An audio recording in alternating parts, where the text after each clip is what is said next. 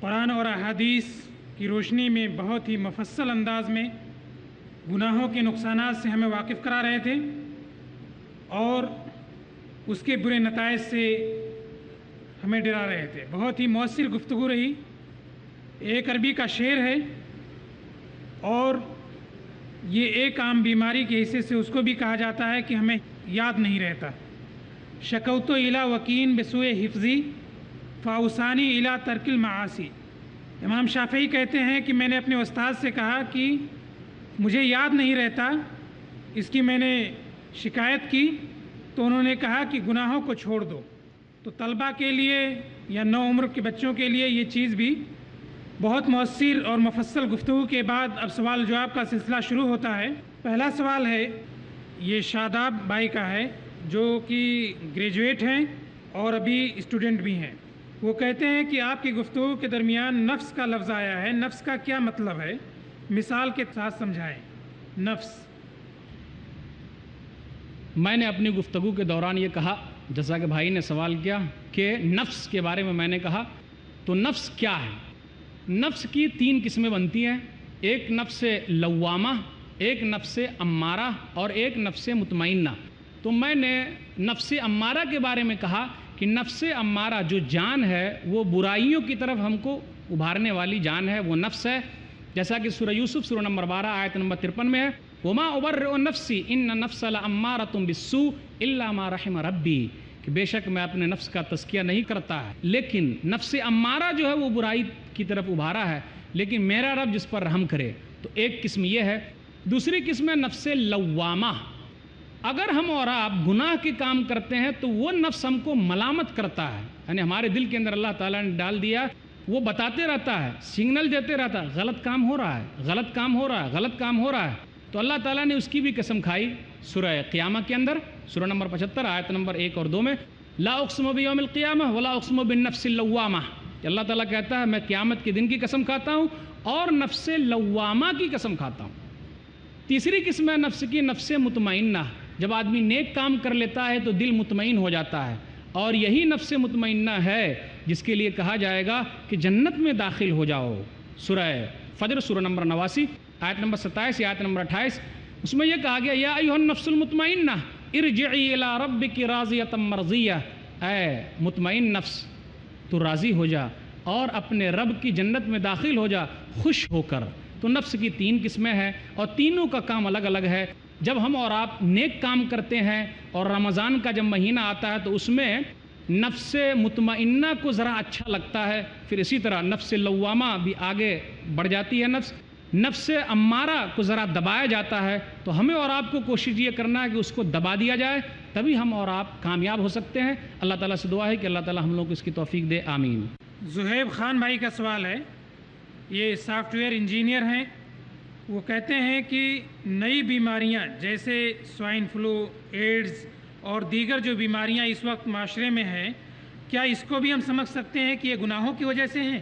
بھائی نے سوال کیا کہ موجودہ جو نئی بیماریاں ہیں کیا اس کو بھی ہم سمجھ سکتے ہیں کہ گناہ کی وجہ سے ہے؟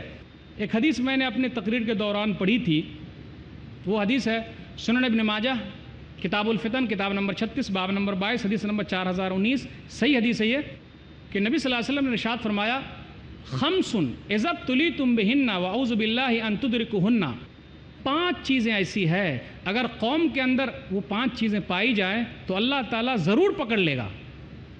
نمبر 1، لم تظہر الفاحشۃ فی قوم قط حتی یعلنوا بها الا فشا فیہم الطاعون والاوجاع التي لم تکن مضت فی اسلافہم الذین مضوا، اگر قوم کے اندر اعلانیہ طور پر کھلم کھلا طور پر برائیاں ہونے لگے تو اللہ تعالیٰ طاعون کی بیماری ڈال دیتا ہے، اور وہ بیماریاں ڈال دیتا ہے جو پچھلی قوموں میں نہیں تھی۔ تو اس کے حوالے سے ہم اور آپ یہی سوچ سکتے ہیں کہ یہ بیماریاں، طرح طرح کی بیماریاں، یہ دوائیں ان کے بارے میں نہیں ہیں، تو یہ کیا ہے؟ کہیں ایسا تو نہیں گناہوں کی وجہ سے ہے؟ تو اس حدیث کے حوالے سے ضرور کہا جا سکتا ہے کہ ایسی بیماریاں گناہوں کی وجہ سے ہے۔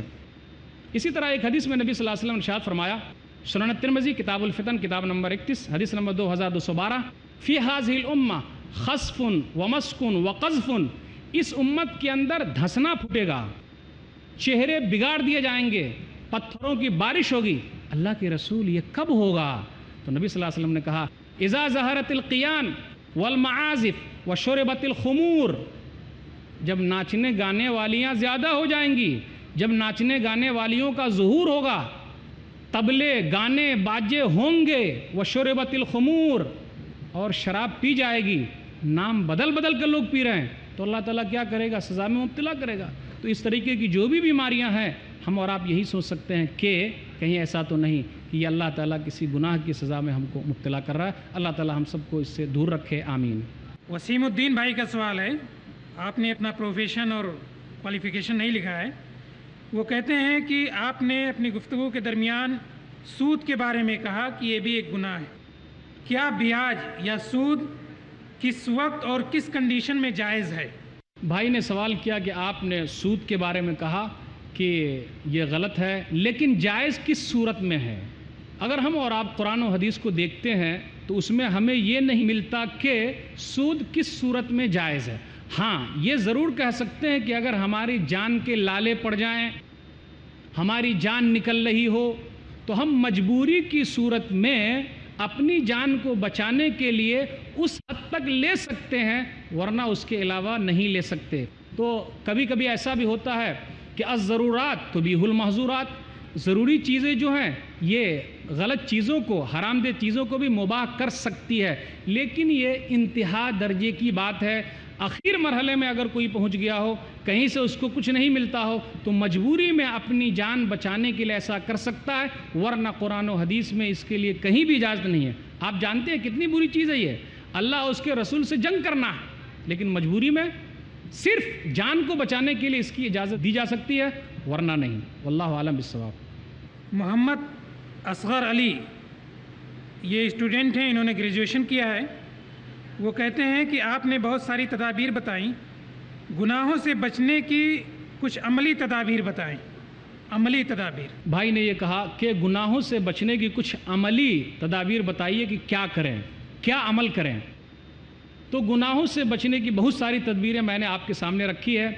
عملی طور پر تو یہ بھی ہے کہ ہم اور آپ یہ کریں کہ دعا کرتے رہیں کہ اللہ تعالی ہم کو گناہ سے بچا کے رکھے، ہم اور آپ نیکی کرنے میں آگے بڑھیں، ہم اور آپ نفل نماز کا اہتمام کریں، ہم اور آپ دینی کیسٹیں سنیں، ہم اور آپ دینی ماحول میں جائیں، ہم اور آپ وہاں رہیں جہاں نیک لوگ رہتے ہیں، اور ہم اور آپ اچھے لوگوں کے ساتھ رہیں گے تو اس طریقے سے کیا کر سکتے ہیں، برائیوں سے ہم اور آپ دور ہو سکتے ہیں، اور ہمیشہ اللہ کا ڈر اور خوف اپنے دل کے اندر قائم رکھیں تو برائیوں سے بچ سکتے ہیں۔ اور اگر برائی ہو جائے تو فوراً نیکی کر لیں۔ ایک آیت کے اندر آیا، سورہ ہود سورہ نمبر 11 آیت نمبر 114، ان الحسنات یذہبن السیئات، نیکیاں جو ہیں وہ برائیوں کو ختم کر دیتی ہے۔ ایک حدیث میں نبی صلی اللہ علیہ وسلم نے ارشاد فرمایا، سنن ترمذی کتاب البر والصلہ کتاب نمبر 25 حدیث نمبر 1987، اتق اللہ حیث ما کنت، سب سے اہم چیز یہ ہے کہ اللہ کا ڈر اور خوف پیدا کر لو تم جہاں کہیں بھی رہو، وَأَتْبِعِ السَّيِّئَةَ الْحَسَنَةَ تَمْحُوهَا، اور اگر برائی ہو جائے تو نیکیاں کر لو، یہ چیز اس کو مٹا دینے والی۔ وَخَالِقِ النَّاسَ بِخُلْقٍ حَسَنٍ، اور لوگوں کے ساتھ اچھے اخلاق کے ساتھ پیش آؤ۔ تو یہ چند تدبیریں تھیں جو میں نے آپ کے سامنے رکھی، امید ہے کہ جواب ہوگا۔ واللہ عالم بالصواب۔ محمد اکبر بھائی کمپیوٹر سافٹ ویئر انجینئر ہیں، وہ سوال کرتے ہیں کہ آپ نے کہا کہ گناہوں کی وجہ سے مصیبت آتی ہے، لیکن ہم یہ بھی دیکھتے ہیں کہ نیک آدمی پر بھی مصیبت آتی ہے، تو یہ کس گناہ کی سزا بھگتتے ہیں؟ بھائی نے سوال کیا کہ لوگ نیک ہیں لیکن پھر بھی سزا ان کو ملتی ہے یا مصیبتیں آتی ہیں۔ مثال کے طور پر ایوب علیہ السلام ہے، نبی ہے، لیکن 18 سال تک بیمار رہے، کیا چیز کی سزا ہے یہ؟ کیا ہم اور آپ اس کو سزا کہہ سکتے ہیں؟ اس کو کہیں گے آزمائش۔ یونس علیہ السلام مچھلی کے پیٹ کے اندر ہیں، اللہ تعالیٰ نے آزمایا، اور ایک ہلکی سی سزا بھی ہے کہ آپ میری اجازت کے بغیر کیوں چلے گئے قوم کو چھوڑ کر۔ تو یہ بات یاد رکھیے گا کہ نیک لوگوں پر جو مصیبتیں آتی ہے اس کو وہ آزمائش سمجھے۔ مومن آدمی، نیک آدمی اگر کانٹا بھی چبھ جائے تو اس کے گناہوں کا کفارہ ہے، اور اللہ تعالیٰ تو آزماتا ہے۔ ہم اور آپ سمجھ لیتے ہیں کہ یوں ہی ہماری رہائی ہو جائے گی، ہو نہیں سکتا۔ الف لام میم احسب الناس ان یترکوا ان یقولوا آمنا وهم لا یفتنون ولقد فتنا الذین من قبلهم فلیعلمن اللہ الذین صدقوا ولیعلمن الکاذبین۔ سورہ عنکبوت سورہ نمبر 29 آیت نمبر 1 سے 3 تک پڑھیے. لوگوں نے گمان کر لیا ہے کہ ایمان لے آئیں تو چھوڑ دیے جائیں گے, آزمایا نہیں جائے گا. ہم نے اس سے پہلے لوگوں کو آزمایا ہے تاکہ جان لیں کون نیک ہیں اور کون برے ہیں. تو اللہ تعالیٰ آزماتا ہے. تو نیک لوگ یہ سمجھیں یہ آزمائش ہے, اور اللہ تعالیٰ اس کے ذریعے درجات کو بلند کرتا ہے, اور اللہ تعالیٰ اس آزمائش کے ذریعے گناہوں کو ختم کرتا ہے. اور یاد رکھیے گا, سب سے زیادہ نبیوں کو آزمایا گیا ہے. ہمیں اور آپ کو کیا آزمایا جائے گا؟ کیا نبیوں سے گناہ ہوا؟ نہیں, بلکہ اللہ نے آزمایا تو ان کے درجات کو بلند کیا. ایک حدیث کے اندر آیا, سنن ترمذی کتاب الزہد کتاب نمبر 34 حدیث نمبر 2398, سعد رضی اللہ تعالیٰ عنہ نے کہا اللہ کے رسول ای الناس اشد بلاء, سب سے زیادہ آزمائش کس کی ہوتی ہے؟ تو نبی صلی اللہ علیہ وسلم نے کہا الانبیاء ثم الامثل فالامثل, کہ سب سے زیادہ نبیوں کو آزمایا جاتا ہے, پھر اس کے بعد جو ایمان میں کم ہوتے ہیں ان کو آزمایا جاتا ہے, پھر اس کے بعد جو ایمان میں کم ہوتے ہیں ان کو آزمایا جاتا ہے. اللہ آزما لیتا ہے یہاں تک کہ بندہ زمین پر چلتا ہے اور کوئی گناہ نہیں ہوتا. تو نیک لوگ یہ تصور کریں یہ آزمائش ہے, اس پر ثابت قدم رہیں. اللہ درجات کو بلند کر رہا ہے اور اللہ گناہوں کو مٹا رہا ہے. واللہ اعلم بالصواب. ناصر صدیقی بھائی کا سوال ہے, آپ ایک بزنس مین ہیں, وہ کہتے ہیں کیا ماں باپ کے گناہ کا اثر اولاد پر بھی پڑتا ہے؟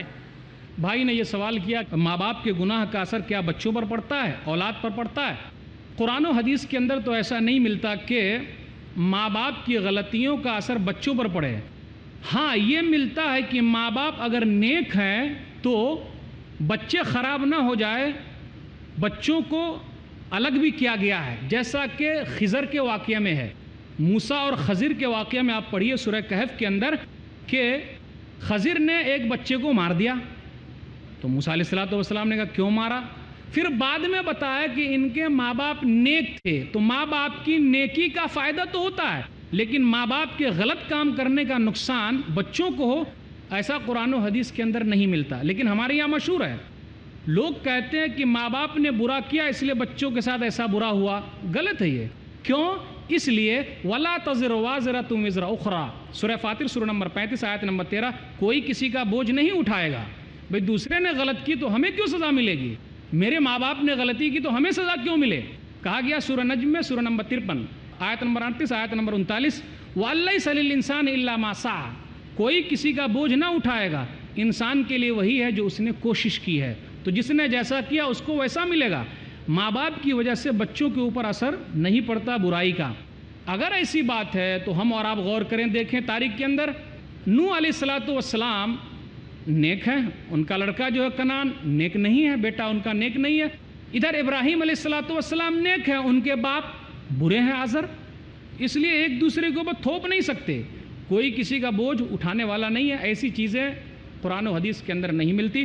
ہاں نیکی کا ثواب ملتا ہے, اس کا اثر ہوتا ہے, اس کے بارے میں کہا گیا. لیکن اگر ماں باپ نے اس کو برائی پر ابھارا ہے اور اس آدمی نے غلط کام کر لیا ہے تو اس کا اثر ہو سکتا ہے ایک دوسرے پر ہو جائے.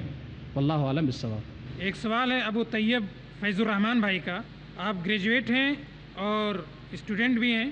وہ کہتے ہیں کہ معصیت کی وجہ سے جب پچھلی قوموں کو مکمل طور پہ ہلاک کیا گیا تو اس وقت پوری دنیا بالخصوص مغربی ممالک میں اور ہمارے ملک بھارت میں بھی معاشی عروج پر ہیں, تو ان کو کیوں مکمل طور سے ہلاک نہیں کیا جاتا؟ بھائی نے ایک اہم سوال کیا کہ پچھلی قوموں کو اللہ تعالیٰ نے ہلاک کیا, برباد کیا, آج بھی برائیاں عام ہیں, تو اللہ ہلاک کیوں نہیں کر رہا, برباد کیوں نہیں کر رہا ہے؟ سورہ بقرہ سورہ نمبر 2 آیت نمبر 65 اور آیت نمبر 66, وَلَقَدْ عَلِمْتُمُ الَّذِينَ اعْتَدَوْا مِنْكُمْ فِي السَّبْتِ فَقُلْنَا لَهُمْ كُونُوا قِرَدَةً خَاسِئِينَ فَجَعَلْنَاهَا نَكَالًا لِمَا بَيْنَ يَدَيْهَا وَمَا خَلْفَهَا وَمَوْعِظَةً لِّلْمُتَّقِينَ. آپ کو سنیچر والے کے بارے میں معلوم ہے کیا؟ وہ لوگ حد سے گزر گئے تو ہم نے پکڑ لیا, ہم نے کہا ذلیل بندر بن جاؤ تاکہ لوگوں کے لیے نصیحت رہے, آئندہ آنے والوں کے لیے اور نیک لوگوں کے لیے نصیحت ہے یہ. تو اللہ تعالیٰ نے پرانے زمانے میں سور بنایا, بندر بنایا, آج بھی وہ بنانا چاہے تو بنا سکتا ہے. حدیث ترمذی کی کتاب الفتن کتاب نمبر 31 حدیث نمبر 2212, فی ہذہ الامہ خسف ومسک وقذف, کہ اس امت کے اندر دھنسنا ہوگا, چہرہ بگاڑا جائے گا, پتھروں کی بارش ہوگی. اللہ کے رسول کب؟ اذا ظہرت القیان والمعازف وشربت الخمور, جب ناچ گانے والیاں ہوں گی, ناچ گانے والے سامان ہوں گے, شراب پی جائیں گی. لیکن آج کل ہو نہیں رہا ہے, ایسا ہو نہیں رہا. تو ہم اور آپ کیا سوچ سکتے ہیں؟ ایک حدیث کو یاد کیجیے اس سلسلے میں. صحیح مسلم کی ایک حدیث ہے کتاب الفتن باب نمبر 5 کہ نبی صلی اللہ علیہ وسلم نے اللہ تعالیٰ سے دعا کی اور نبی صلی اللہ علیہ وسلم کہتے ہیں میں نے 3 دعا مانگی. پہلی دعا میں نے یہ کی کہ اللہ میری پوری قوم کو ڈبا کر کے ہلاک مت کر. تو اللہ نے کہا ٹھیک ہے، لیکن کہیں نہ کہیں تو سیلاب آ ہی جاتا، اللہ ہلاک کر رہا ہے، برباد کر رہا ہے. پھر میں نے یہ دعا کی کہ اللہ میری پوری قوم کو قحط سالی کے ذریعے برباد مت کر. اللہ نے کہا ٹھیک. نبی صلی اللہ علیہ وسلم نے تیسری دعا کی وَجَعَلْتُهُ أَلَّا يَجْعَلَ بَعْثَهُمْ بَيْنَهُمْ فَمَنَعَنِيهَا. اے اللہ آپس میں نہ لڑا. اللہ نے کہا یہ دعا قبول نہیں. تو وہ نبی صلی اللہ علیہ وسلم کی دعا ہے، اس لیے اللہ تعالیٰ اجتماعی طور پر لوگوں کو ہلاک نہیں کر رہا، لیکن آئے دن گاہے بگاہے کبھی سونامی کے ذریعے، کبھی زلزلے کے ذریعے، کبھی دھسنے کے ذریعے اللہ تو برباد کر ہی رہا ہے. تو اللہ کی مرضی ہے، اللہ جس کو جس طریقے سے چاہے عذاب دے. اس میں نیک لوگ بھی آ جاتے ہیں، لیکن وہاں نیت کے اعتبار سے اللہ تعالیٰ اٹھائے گا. واللہ اعلم بالصواب. جزاکم اللہ خیر. تقریر کا یہ سلسلہ ختم ہوتا ہے.